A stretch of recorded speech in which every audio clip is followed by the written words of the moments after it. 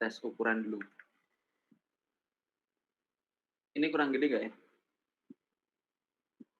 Atau udah pas? Coba-coba yang ini, soalnya yang ngirim reaction jempol dikit aja nih, yang belum oke. Oh, oke. Pas ya?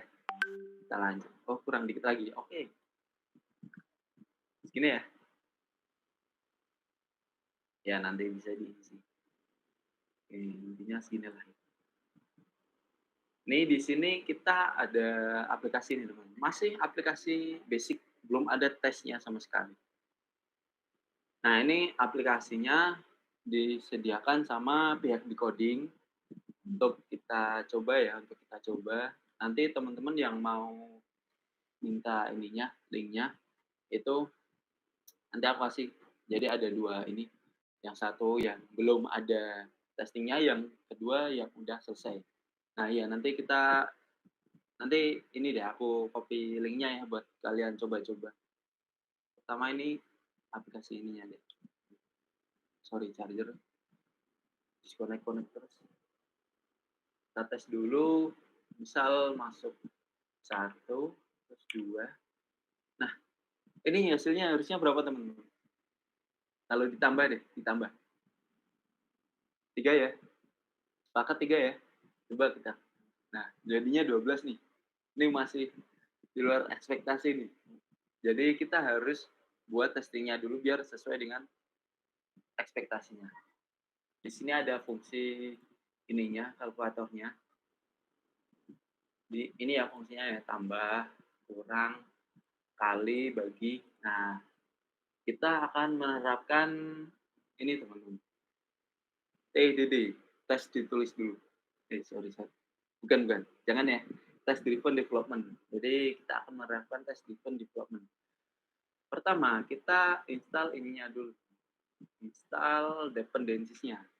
Kita punya dependencies, ini sambil ini ya, nyontoh listnya ya, biar nggak miss terus. Jadi kita bisa install ininya dulu, dependencies.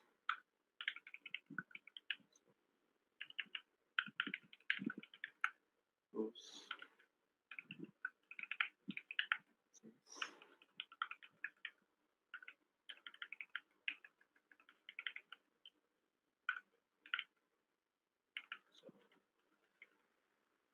harusnya oke sih.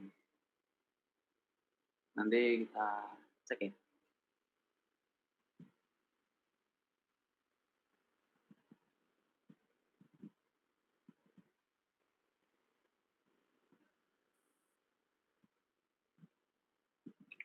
Sorry, salah. Ada yang kurang. Harusnya save deh. Karena kita pakai ini buat development aja, nggak diikutin ke webnya. Jadi kita pakai parameter save dev. Ini sorry kesana kesini ya. Soalnya ada 2 layar. Ini buat share screen tadi. Kita tunggu. Harusnya, nah ini. Nah, jelasin dikit nih di luar konteks testing. Jadi kalau teman-teman, apa sih bedanya save sama save dev? Kalau save, nanti masuknya ke sini teman-teman, ke dependencies biasa. Nah, di sini nggak ada ya. Nah, kalau save dev, ini nanti masuknya ke sini.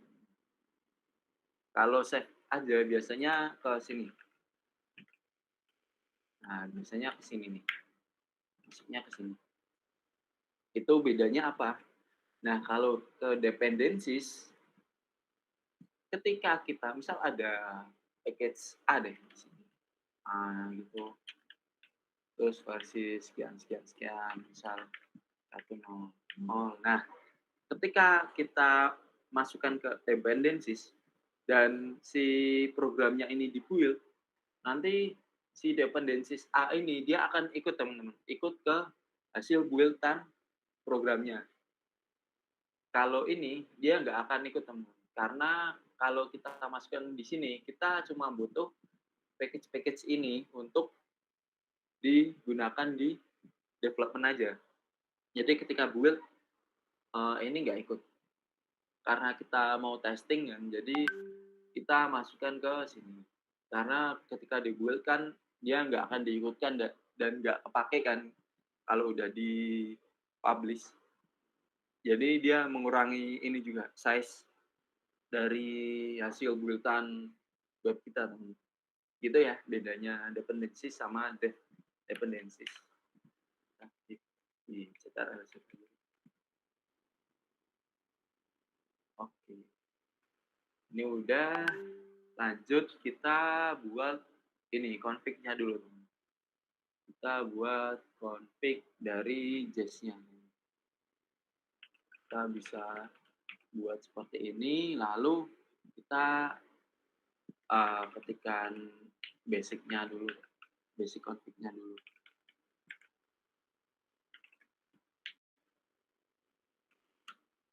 Ini untuk environment-nya kita soalnya kan pakai JavaScript, dokumen object model, lalu test match-nya ini kita sesuaikan dengan file yang akan kita buat. Jadi dia akan mencari file sesuai regex atau pola yang kita masukkan.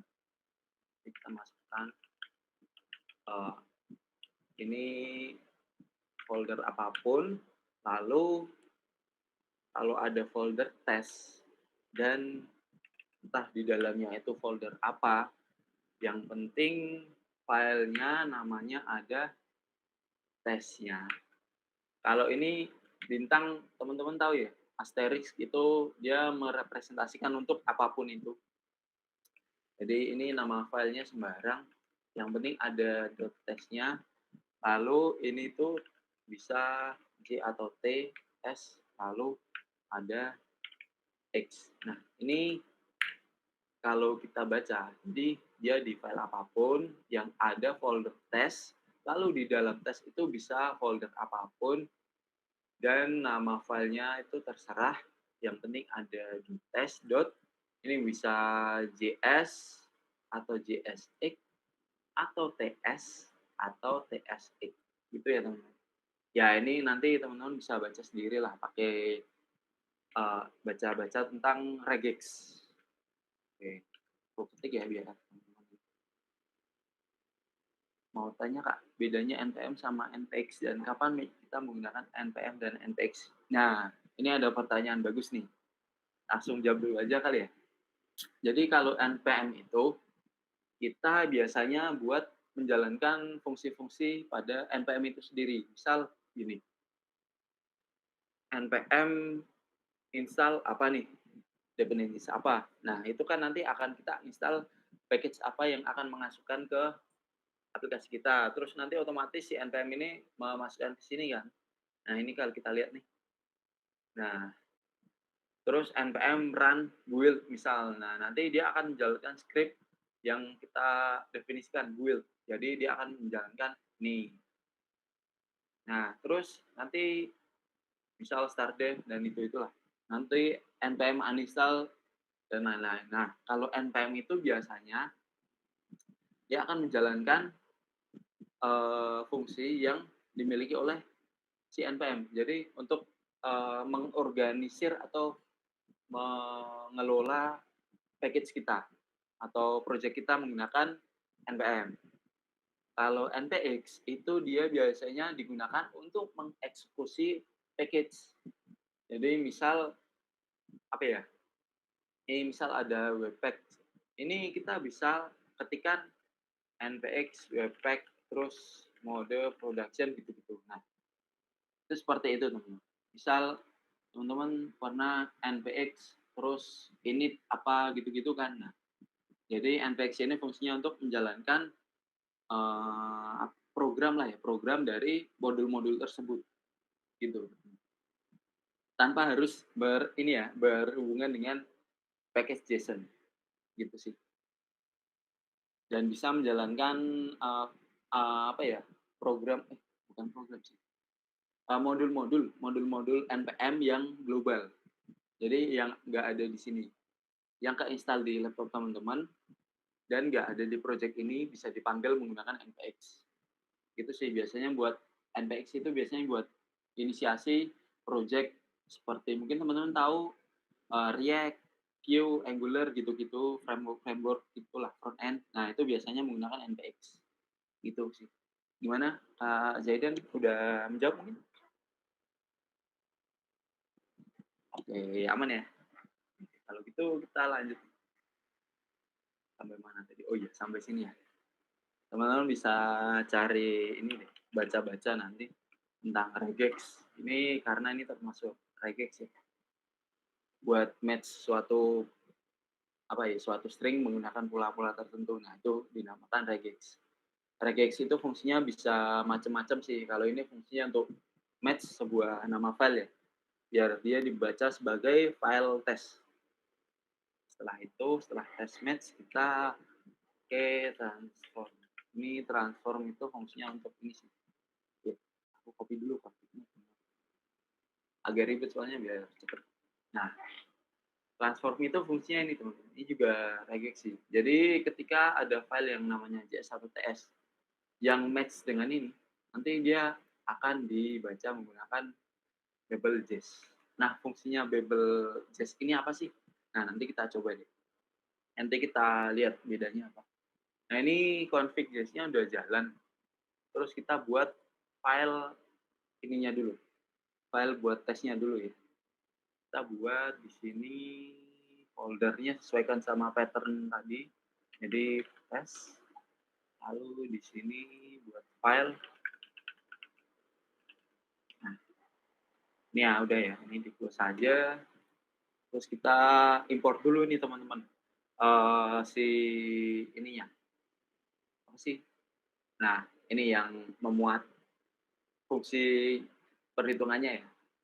Di import kalkulator from di sini ada slc scripts kalkulator. Kita misal tes ininya dulu deh.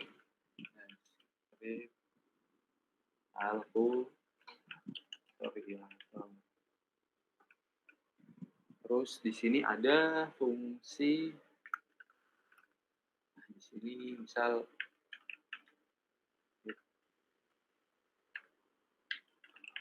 tes aja bang. Kita coba tes dulu ya. Ini jalan apa enggak?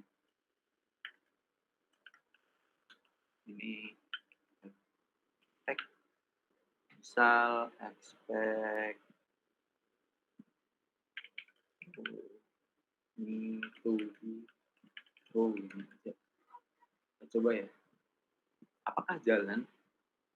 Nah, ini coba kita pakai ini teman-teman, NPX ya. Bisa nggak? NPX yes. Nah, jalan kan teman-teman? Ini violet ya. Nah, ini kita lihat dulu bentar. Kita bisa pakai NPX Jazz. Kalau lihat ya ini untuk menjalankan si ini modul Jazz.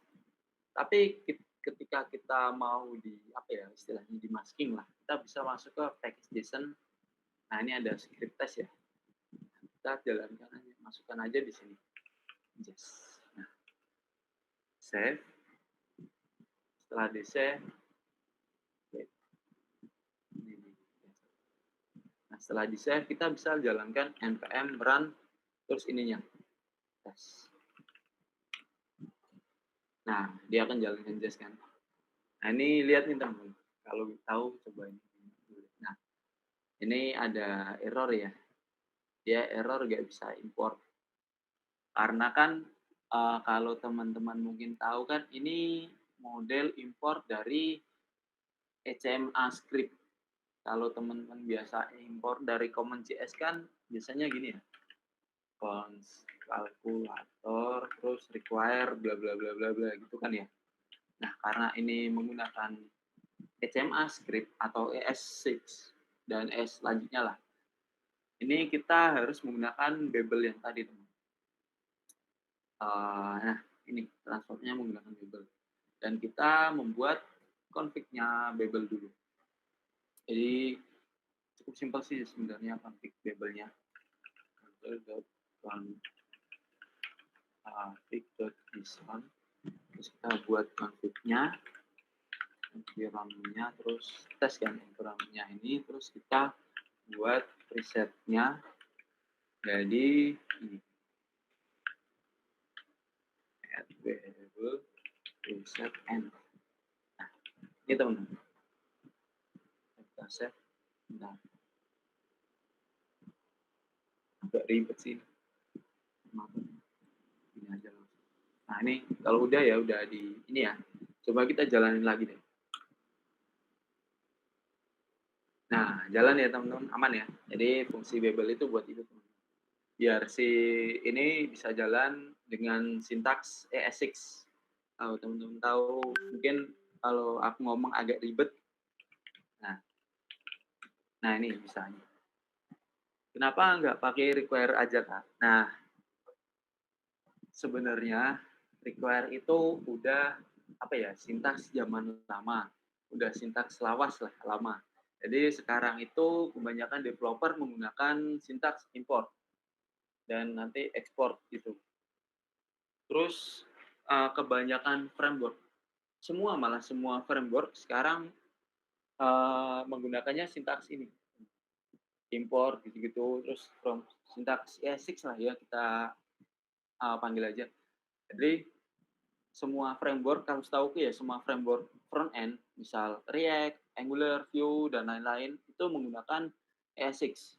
Ketika teman-teman menggunakan require di situ, nanti dia akan muncul warning biasanya. Dia akan muncul warning kalau codingan ini tuh pakai Common.js yang require tadi, bukan yang ES6. Nggak tahu kenapa ya. Sebenarnya sama aja, cuman mungkin biar lebih advance saja, biar lebih apa ya, lebih mudah lah, lebih baru. Dan nanti ketika kita mau maintenance di masa yang akan datang kan masih apa ya, terasa baru lah, nggak yang lama-lama banget. Nah, fungsinya itu sih. Mungkin require itu menghindari error-error yang ketika kita punya project yang kompleks kan require harus kayak nanti titik gitulah. Jadi ribet juga sih. Lebih bagusnya pakai ini, import. Gitu sih. Gimana Kak Billy? Lumayan jawab ya? Jawab Kak, terima kasih Kak. Oke, kita lanjut. Ini udah jalan tesnya, kita tinggal buat skenario-nya aja nih. Kita buat skenario yang lumayan banyak ya, lihatnya di sini. Kita pertama ini udah, jadi pertama buat ini parameternya dulu. Kita tambahinnya lah ya. Di sini 5, terus hit variable to add to number properly. Jadi bisa ini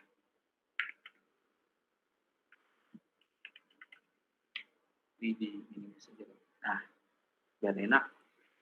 Jadi kita bisa jalankan fungsinya. Di sini kan kalkulator, terus add to number, first number, second number, terus expect result Ruby. Kalau 2 tambah 5 kan harusnya 7 nih teman. Kita coba dulu deh, save, terus kita tes. Nah ini oke nih, kita lanjut ke skenario selanjutnya. Kita tinggal buat lagi skenario buat ini ya, keempat skenario. Drag number 5, 2 kurang 5, 3, terus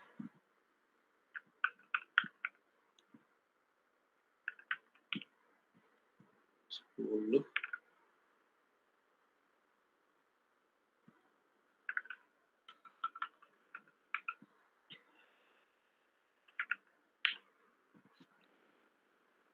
Dua bagi 5 berarti berapa nih? 2 bagi 5 itu 0,4 ya?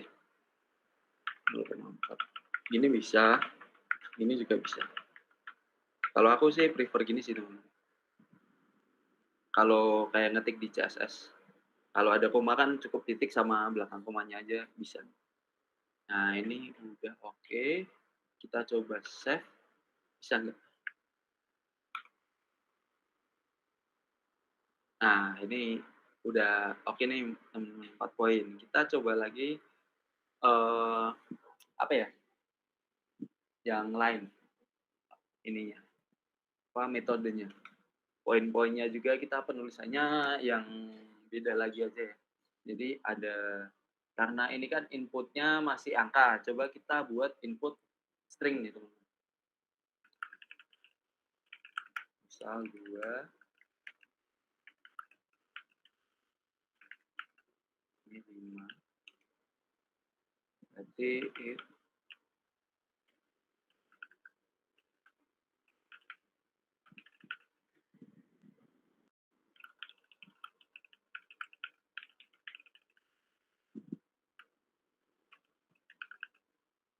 oke, ini tinggal gini aja, teman-teman. Ada juga yang expect, langsung panggil aja add to number, terus di sini for string,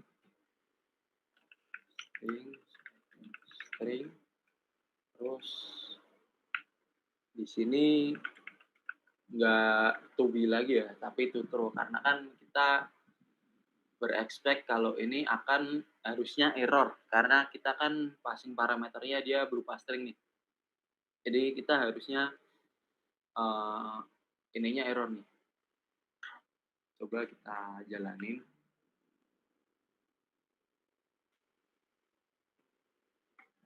Harusnya fail ya. Nah, ya benar kan?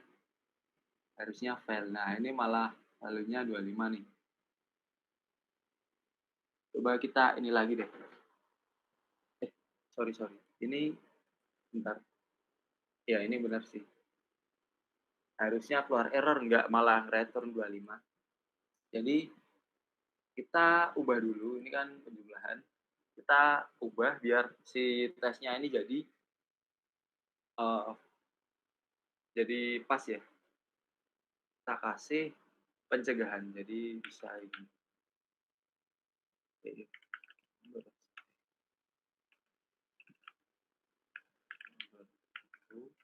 Tidak sama dengan number atau type of number 2 tidak sama dengan number.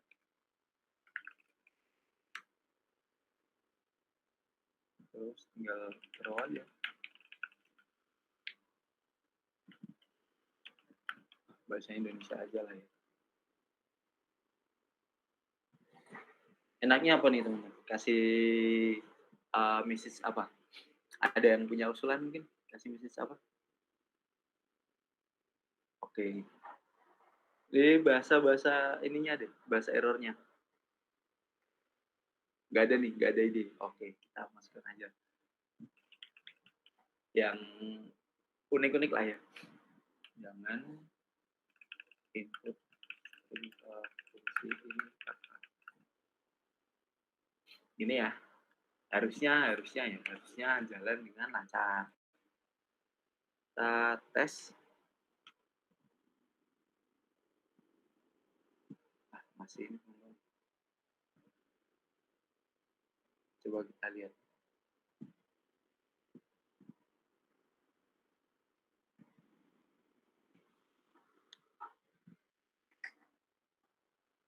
Apakah ada yang salah? Coba kita buat di ininya login. Coba ya.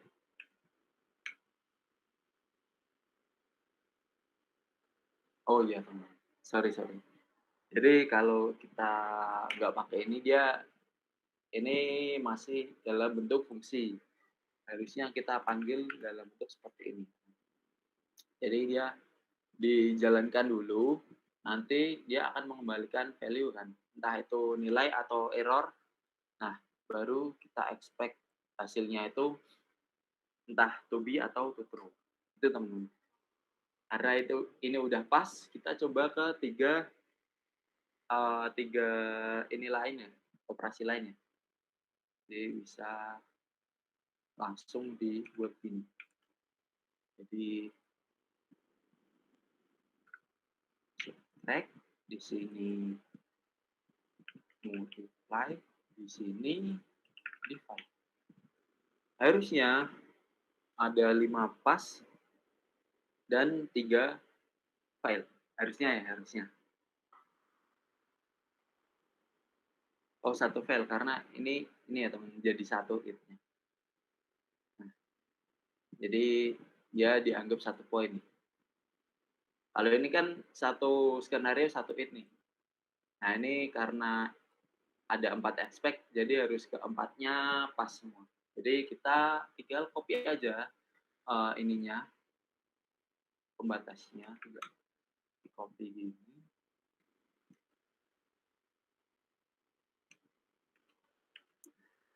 Kita save, kita coba tes lagi.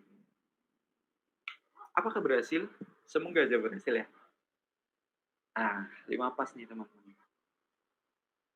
Terus karena ini angka udah, terus string juga udah, kita tambahkan lagi ini teman-teman, jika dia di-input none. Tahu none di JavaScript? Ini, none. Tahu kan ya? Di ILT tag kedua, di ini enggak? Di JavaScript. Sorry, dijelasin nggak none ini? Ada yang tahu mungkin none? Nah, ya benar. Benar Kak Syarif. Not a number. Jadi dia ya gimana ya? Dia ambigu sih. Dia bukan string, bukan angka juga. Jadi ya anggap aja not a number. Jadi ini kita belum memberikan skenario jika dia diinputkan sebagai none. Coba misal ini, kita buat lagi 1 poin lagi.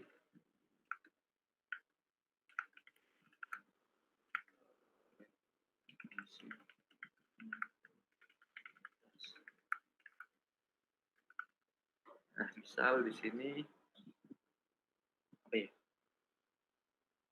Berarti ada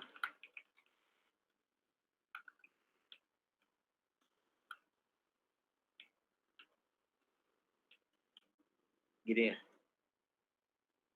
Kita bisa expect lagi sama seperti yang atasnya. Sorry. Add to number, terus none, terus. Nah, ini bisa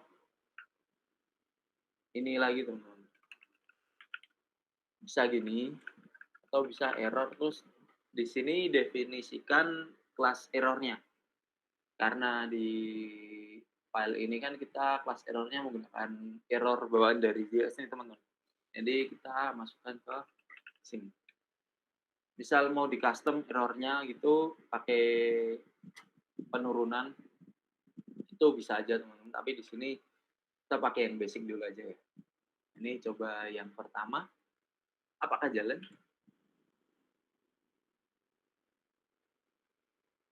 Nah, ini harusnya error ya. Tapi malah dia fail. Kita coba ubah di sini. Kita ubah dulu, kasih ini juga. Apa sih, kasih batasan juga. Oke.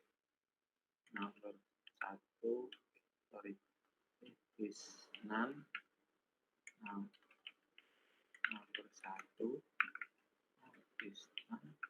Nomor 2 error lagi. Jangan input none ke sini. Oke.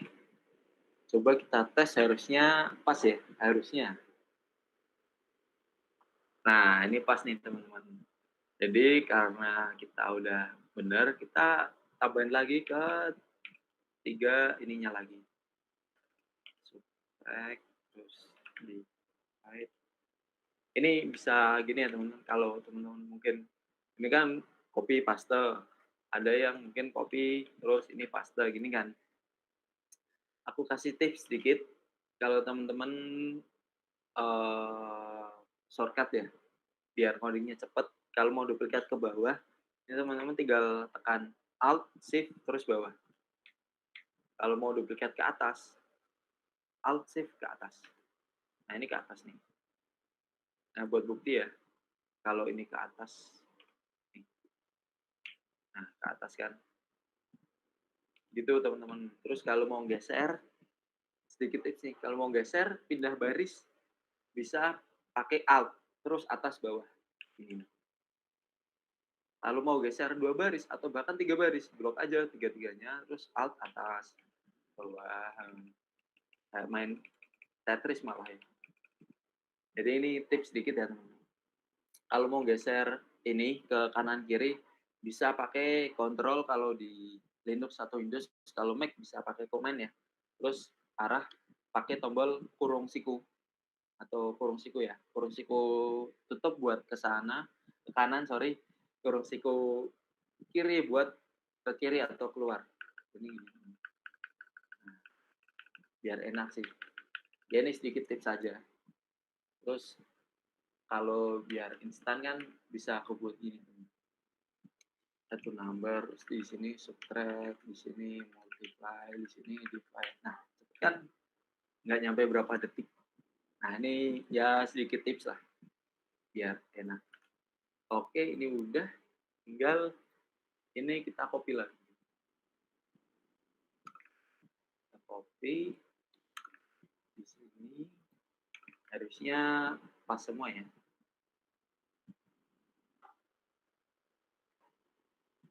Oke, ini udah pas semua nih teman-teman. Tes ininya udah pas. Nah, ini ada yang tahu nggak teman-teman? Kita menggunakan tipe testing yang apa? Static, unit, integration, atau end to end? Integration. Yang lain ada yang nganu mungkin? Yang lain? Yuk, pikir. Pakai jenis apa nih kita nih? Integration. Integration. Oke. Ini gimana ya? Bisa disebut unit test juga bisa, disebut integrasi juga bisa sih. Karena apa? Karena kalau unit test kan dia di tes satu persatu kan, dan dia tidak ada hubungan dengan fungsi-fungsi lain. Dan ini kalau kita lihat kan, ya udah dia cuma jalan satu fungsi aja, misal add to number, ya udah dites itu aja, terus nggak ada hubungannya sama ini kan. Subtract nggak dipanggil di sini, jadi dia termasuknya ke unit test, unit test. Jadi di tes satu, terus ini dites lagi untuk skenario lainnya. Ini juga, ini kan kepisah-pisah dites satu persatu. Kalau integration test itu biasanya di ini teman-teman. Misal gini nih, result 2. Nah, bisa deh gini. Result, sorry, nah ini misal 9. Nah, ini kan hasilnya harusnya 7 nih. 7 ditambah 9. Berarti kan 16. Nah, ini baru bisa dianggap integration test, teman-teman. Karena dia saling berkesinambungan. Atau misal gini deh, subtract. Di sini 3. Jadi kan ini ditambah dulu, hasilnya 7, terus dikurangin 3. 7 kurangi 3 kan harusnya 4.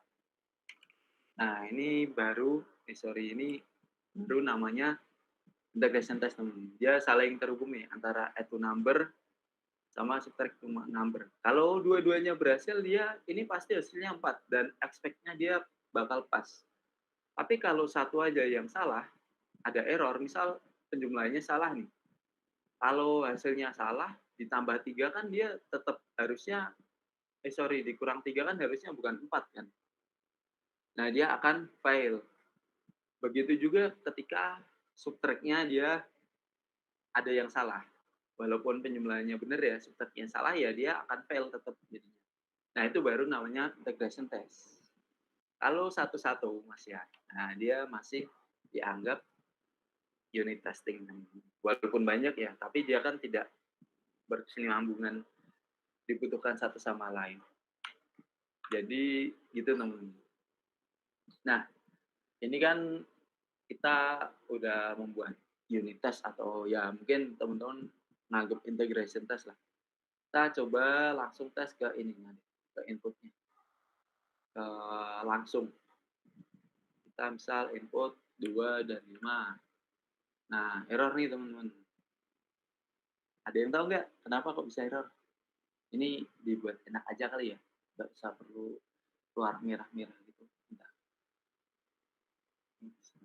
kasih.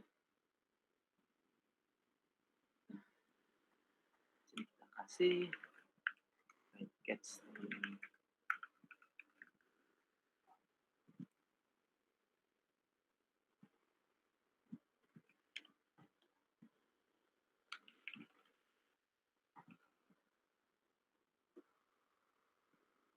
Misal 2 sama 5. Nah, oke udah enak nih.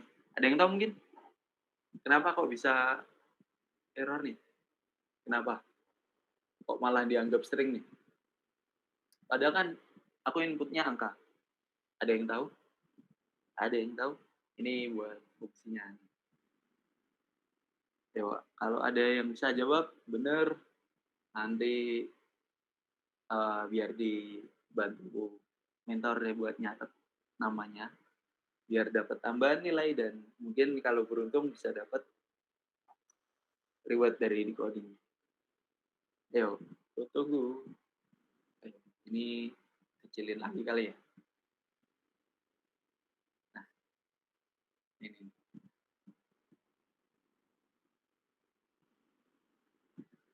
Yuk. Aku kasih tebak-tebakan nih buat kalian.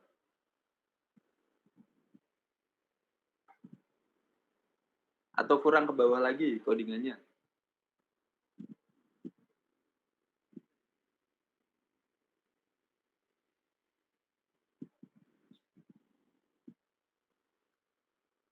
Kasih clue deh, ini first input, ini diambil dari ini ya. Jadi inputan ini inputan ini, terus diambil value-nya. Terus second input juga inputan ini diambil value-nya ya. Terus dari data ini dia melakukan calculate. Nah, operator type-nya ini bisa kelihatan ya. Calculate. Nah, ini fungsi calculate-nya. Ada yang bisa mungkin? Kesalahan logika aplikasi. Ya, kesalahan ini. Benar, kesalahan logika aplikasi, tapi ada yang tahu salahnya di mana? Dan solusinya apa? Ya, solusinya ada apa kalau misal susah untuk menjelaskan salahnya. Ini kita belajar problem solving juga nih. Belajar membaca error. Asalnya juga ada kebingungan.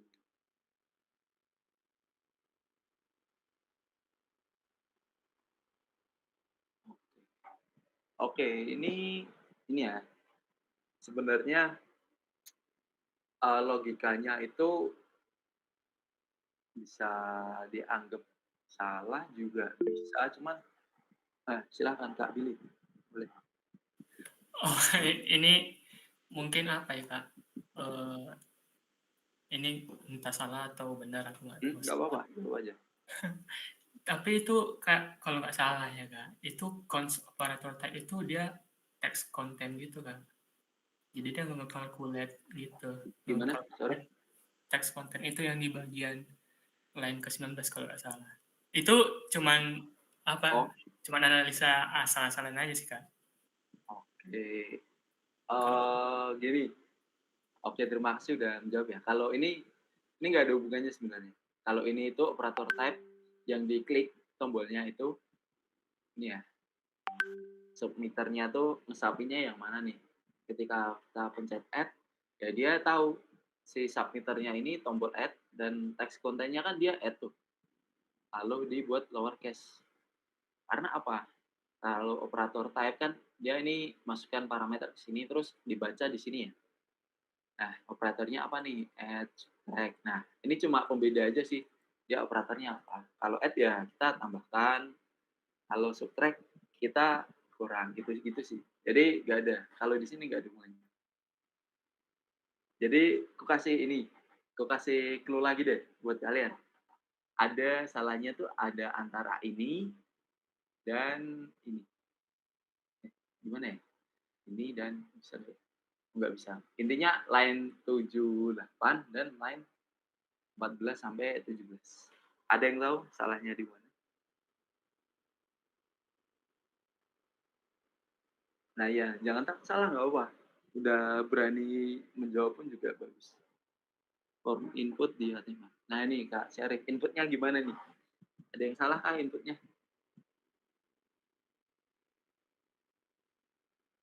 Soalnya inputnya ini HTML. Ini ya, aku liatin ya. Nah, inputnya dia udah type-nya udah number ini. Jadi kalau misal aku ketik angka, udah nggak bisa nih. Oh, udah mau kan? Jadi dia tipenya udah number.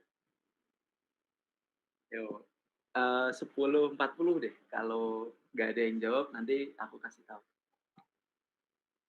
Yo, gimana nih?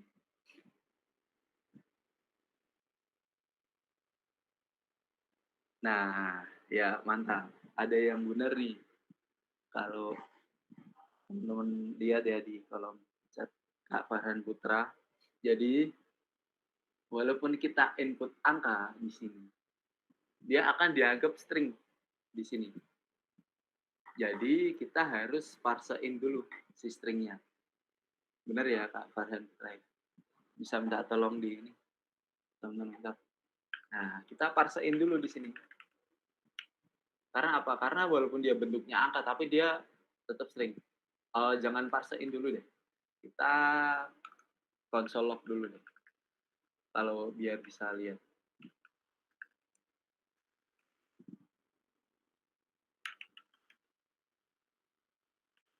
Nih, bisa dilihat di sini ya. Ini kelihatan apa ya? Nah, ini deh. Ini tadi 2 dan 5. Ini kalau kita lihat kayak angka ya. Coba kalau kita parsein deh. Harusnya dia nggak teks warna putih kayak gini. Nah, ini yang aku parsein yang pertama aja. Coba save. Ini 2 dan 5. Nah, ya kelihatan kan? Di sini 2-nya angka, warna ungu. Di sini 5 itu string. Kalau kita ketik 3 deh. Nah, 3 kan di sini ini kan. Tapi kalau kita ketik misal 3, gini teman-teman. Jadi kita harus parsein dulu biar dia kebaca sebagai integer. Coba ya, kita parsein. Di sini juga parsein.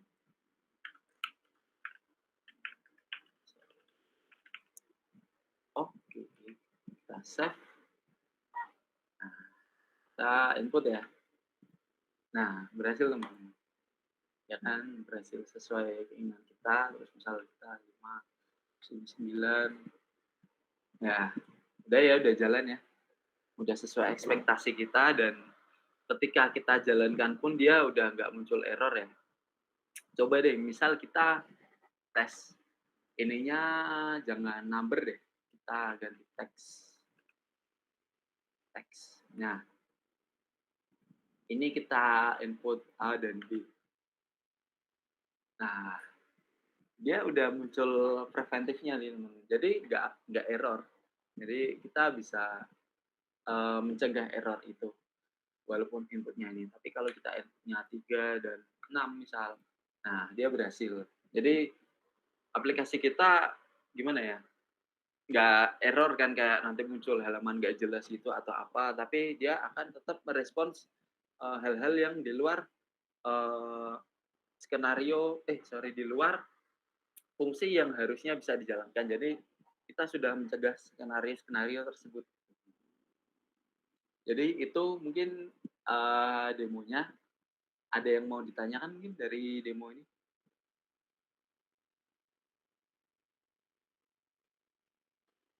Sekalian ini deh, kalau misal masih mikir-mikir mau tanya tentang demonya, boleh kalau mau tanya apa gitu, pengalaman kuliah atau kerja, boleh boleh. Tanya aja, nggak apa-apa. Sambil mungkin ada yang mau baca ininya, kok bisa gitu, nggak apa-apa. Yuk, kutunggu sampai 10.50 deh, sebelum kita menyudahi sesi ini. Jadi yang mau tanya silahkan tanya.